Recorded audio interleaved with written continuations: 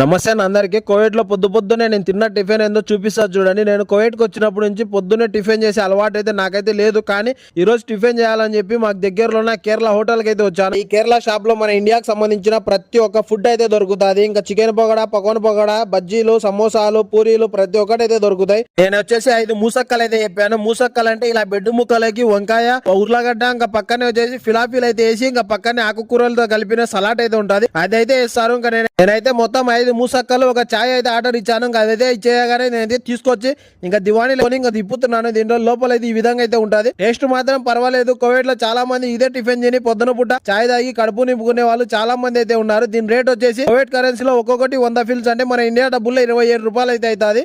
నేనైతే మొత్తం 5 మూసక్కలు ఒక చాయ్ అయితే తీసుకున్నాను. ఇంకా కోవిడ్ డబ్బుల్లో వచ్చేసి 600 ఫిల్స్ అయింది. అంటే మన ఇండియా డబ్బులు 162 రూపాయలు అయితే అయింది. మీరు ఒక రోజు పొద్దున టిఫిన్ ఎంత డబ్బులు పెట్టి తింటారో కామెంట్ చేసి అలాగే వీడియో నచ్చితే